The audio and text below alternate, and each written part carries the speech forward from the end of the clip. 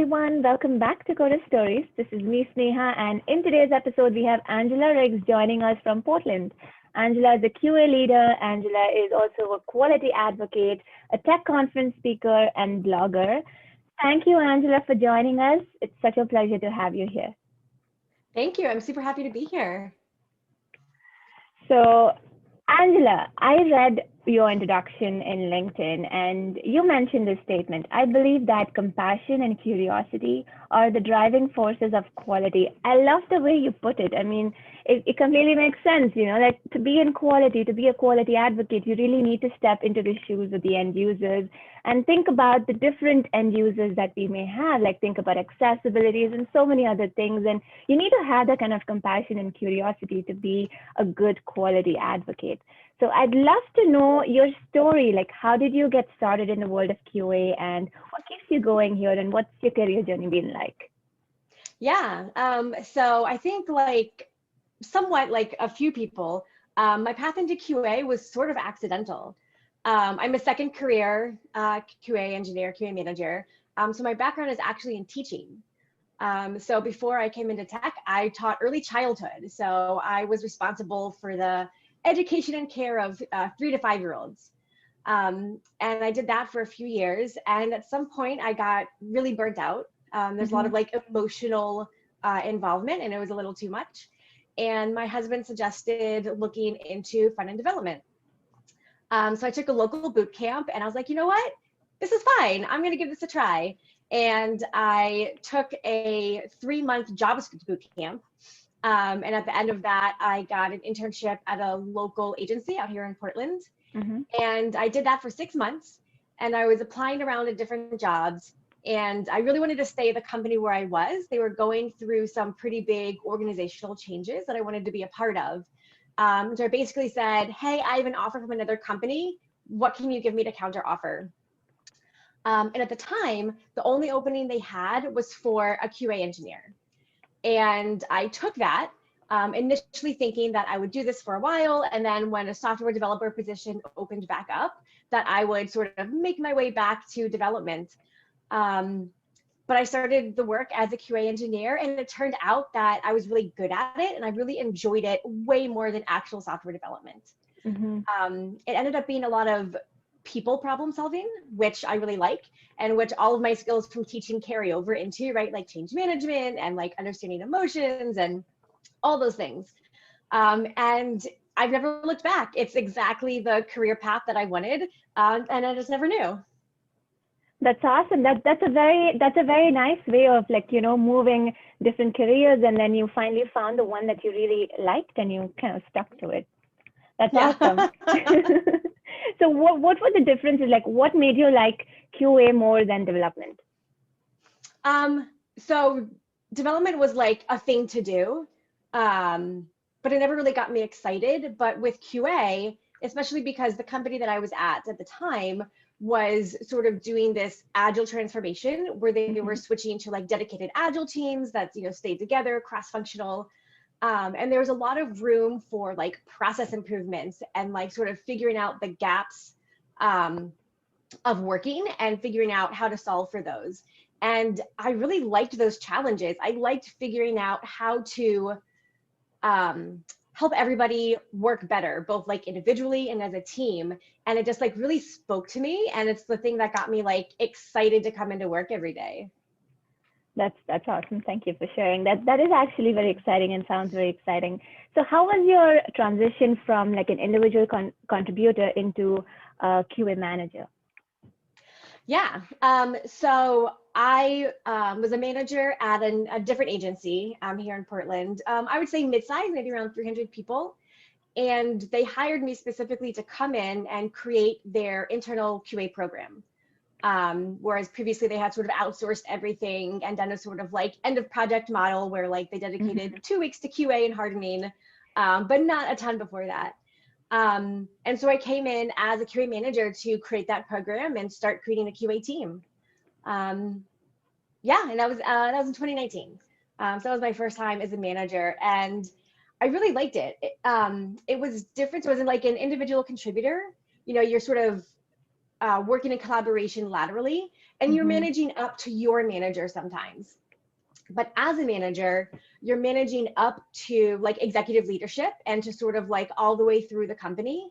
And I like that level difference where you're looking at not just like individual considerations or like even team considerations, but you're thinking about like, okay, how is the company serving the teams and the people, not just how is like one manager doing that. Right, right. I understand that. And so what were some things that, as a new manager, you had to go through? And I know that you posted a tweet on Twitter that was very famous at that time. You asked the question, tech managers, what are some things that you wish you'd done differently in your early manager roles? So what were some responses you got to that? And what are some things that you learned yourself from your early manager roles? I got some really great responses. And it was funny because I actually ended up writing this whole series on being a new manager before I actually even started the job. It ended up being a really great way to like help me formulate my thoughts and my, opinions so far about like what I wanted to do as a manager. So I got a lot of useful advice on sort of like where you put your effort, right? Like as an IC, I'm putting my effort towards like a project, but as a manager, I'm putting my efforts towards like all the projects and like making sure they're sort of equally supported and healthy. Um, a lot of sort of differences of like knowing what you're accountable for now, um, knowing how far your reach is and where the limits are, um, understanding how to like sponsor other people. So not just like look for opportunities for me to grow, but look for opportunities for other people to grow, which I think was really interesting. Um, Gosh, yeah, it ended up being like such a really good um, series. Like I got a lot of answers about culture. Like as a manager, it's sort of my responsibility to think about the culture that the company is creating and to be a part of making sure that it's like supportive and equitable and safe for everybody. Mm-hmm. Right. Totally agree with all of that. And I thoroughly enjoyed your new manager series post. I love the content over there. Thank you. Yeah. So what are some things that you think are the best things? Like how do you create a positive culture for your direct reports to feel safe and to feel like they can trust you? And, how did you go about doing that in your role?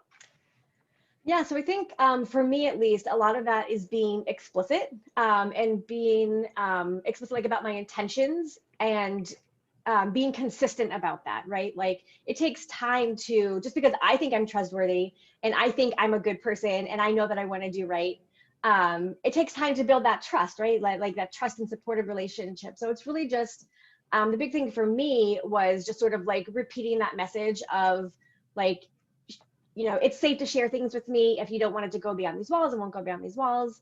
Um, but also like setting the example of, if there are policies that aren't, company policies that aren't good for people or that like aren't clear, like making sure to like be the person to speak up and advocate instead of Mm-hmm. putting that pressure on the people who report to me.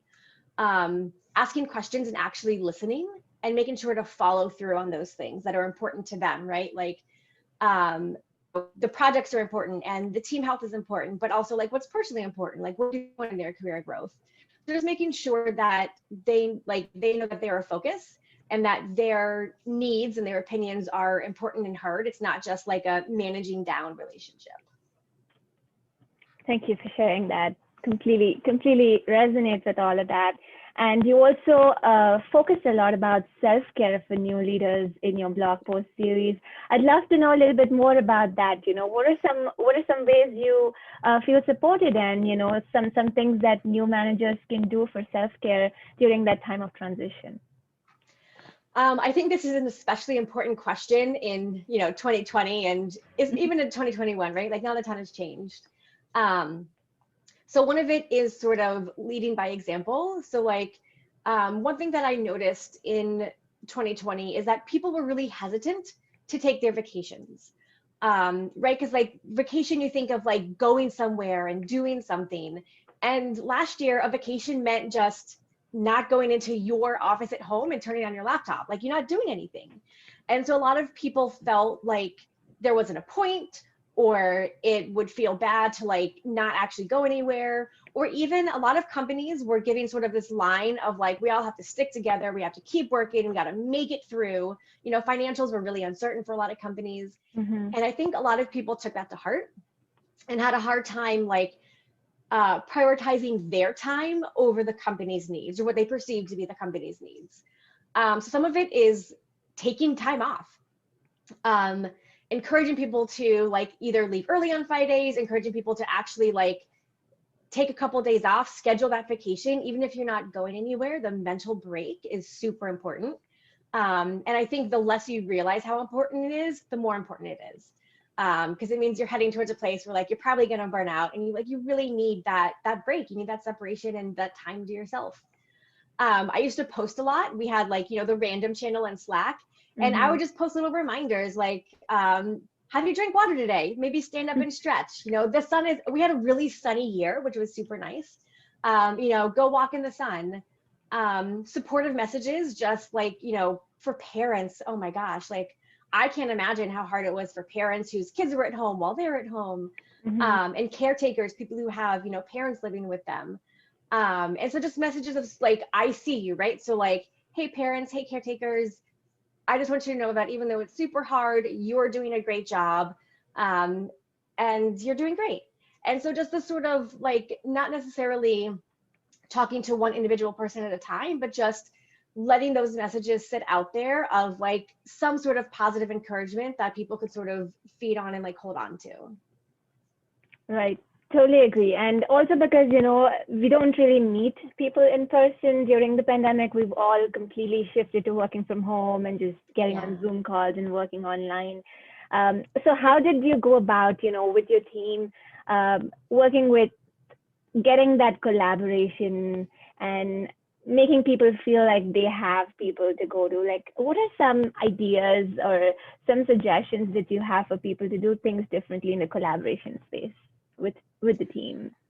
Yeah, I think some of it depends on like how your team is feeling. Um, making time for like social time, right? Like we had a team where we celebrated the end of a project by sending cookie decoration kits out to everybody. That's And so we all hopped interesting. on a Zoom call together and like decorated our cookies together and like showed them off, which was so much fun. And it's like such a small thing.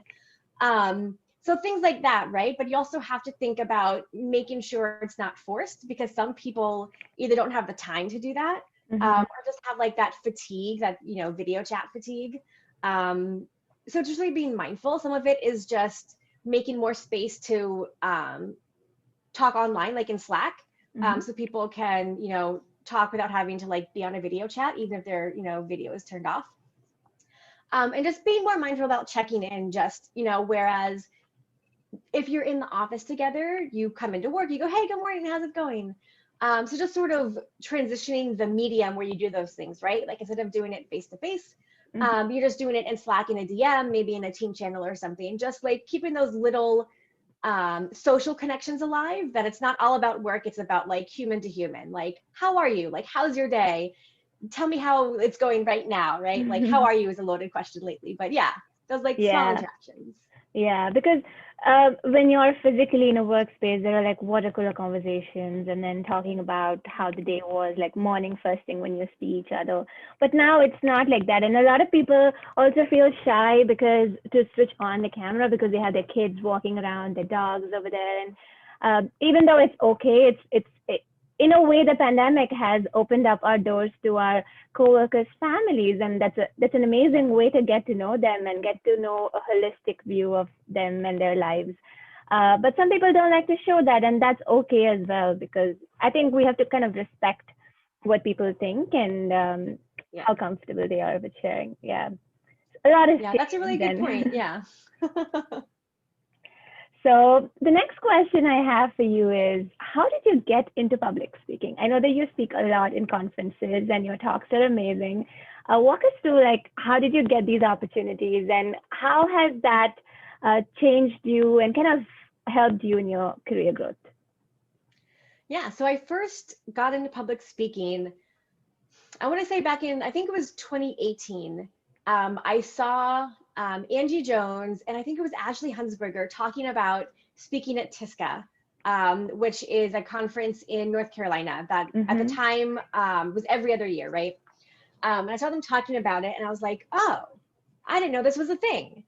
And like I had just sort of come into like that testing community and was sort of like barely meeting people and like dipping my toe in. And it just seemed really exciting. And it was too late to apply for that conference. And I was like, oh, this like the lineup that year Mm-hmm. was like all the big hitters in, testing conferences. And I think I found out in like January, and the conference was in, I think, early March. So like it was too Mm-hmm. late to sort of make travel plans to actually go to the conference. But I just sort of thought to myself, like, I'm going to speak at TISCA next time. And so then in 2018, I applied for a couple conferences. I actually applied for probably at least a dozen conferences, and I got accepted to two. Nice. That's how uh, it was for me as well in the beginning. yeah, I put in like so many applications, and I got accepted to one conference here in Portland, and I got accepted to Test Bash San Francisco, which was run by Angie Jones and Ash Coleman. Mm-hmm. Um, and Test Bash was like, so Angie and Ash like are amazing conference planners, and like the Ministry of Test community is like so strong, and everything felt like such a great community at Test Bash. And I was like, oh yeah, I want to do this again, even though I was petrified. Like I spent the hour before going on stage just kind of thinking like, what if I got so nervous I passed out, and then I wouldn't have to go on the stage, and like that would be fantastic. Like I was so nervous. But like while I was doing it and when it was over, I felt great. Um, and so in 2019, I applied to a bunch of conferences again, and I got accepted to a bunch. I think I did like maybe 8 conferences in 2019. Mm-hmm. And it was really cool. And it was just really nice to be a part of the testing community where people are sharing their knowledge and sort of giving back and like being involved as an active participant, not just sort of passively on the sidelines. And that felt really Mm-hmm. good to me. Um, and a lot of my talks actually came from articles first, which I think is a really great way to do it. Like if I'm not sure something could be a talk, I'll write an article about it. I'm like, oh yeah, I can add enough content to this to make it a nice like half hour, 45-minute talk that's like entertaining and like engaging for people. So yeah, and then this year I've actually stepped back a little bit, and I've been recommending other people for talks instead. Mm-hmm. Um, if you go to my talks page on my website, I have some women in tech and testing that I have like partnered with to recommend them for speaking engagements, which also Mm-hmm. feels really good. It's like a different way to engage. But yeah, it's a really great part of the community that I love being a part of. Absolutely, I agree with you 100% because after I started speaking, I started, I got an opportunity to meet so many more people and actually be a part of the community and contribute and also learn from the community. And I also started to feel a lot more. I learned so many new things about the world of QA, which I wasn't really exposed to because when you're not a part of the community, you are only exposed to what your company is up to, and Yeah. you don't really have access to a lot of other ways of testing. So it kind of opened my eyes when it came to the world of testing. Yeah, it's a really nice way to learn because if you like, for the most part, if you're speaking at a conference, you're attending the conference, right? So like, Right. there's so many more people to learn from, and to sort of like hear from a wide variety of experiences that if you're just like on Twitter or on LinkedIn, that you might not get because it's more of like a pulling information to yourself. But at a conference, people are pushing their perspectives and their experiences to you. So it's like a great way to sort of like intake all of that, which is awesome. Absolutely. Speaking about community engagement conferences, who are some of the people that you follow and you recommend, and what are some of the resources that you like and that's been useful for you in the world of QA? Yeah, definitely. So resources, I always recommend Test Automation University. Ministry of Testing is also really good. Um, I'm trying to think. There's so many like individuals with sort of their own series, like their blog posts or their YouTubes. Like I know, I'm trying to think. Julia Pottinger has a great series. Mm-hmm. Angie Jones has like a ton of articles. Um, Lena Zubite has some really great articles. I think I just got her name wrong. I will look it up and send it to you. Has really great articles. She thinks a lot about like the human side of quality and testing. Mm-hmm. And I get really inspired by the things that she writes. Um, Lacey Hawk has a great series on pairing with other people. And it's Mhm. really cool to see like how she thinks and how she integrates that with how other people think and work and like what she learns from it. I'm trying to think. I follow a lot of people sort of like in tech, but not necessarily in testing. Okay. Laura Hogan, for sure. For managing Um, up content, right? yeah, Laura Hogan is great for management content. Yeah. I and Camille Fournier, she wrote The Manager's Path, which is super helpful. Nice. Thank you for that. And what are some books that you are reading currently and books that you recommend to other people? Yeah, so books that I either have read or would recommend are The Manager's Path, um, Resilient Management, um, 97 Things Every Engineering Manager Should Know, which was a book that we did as a book club at my last job, which is really good. They're Mm-hmm. like short little chapters and it's a great read. I'm trying to think. The Making of a Manager is a good one, and Better Allies. Those are the ones I'm thinking off the top of my head. But I can also send you more things later. I'm sure I think I've written some about them, so I can send you some links if you want to share those later. Sure, that'd be great. And I'll add the links to the description box below so our viewers can watch it. But this has been a great conversation, Angela. Thank you so much for joining Coder Stories. And thank you so much for all the thoughtful information that you dropped today. Thank you so much for having me. This was a lot of fun, and I'm glad I got to speak with you. Oh, it's my pleasure. So for those of you watching this episode, if you like this episode, give it a thumbs up and subscribe to the channel, share it with your friends. Subscribe to the channel because it's completely free and you will not miss out on any of the weekly episodes. Thanks for watching. Thanks.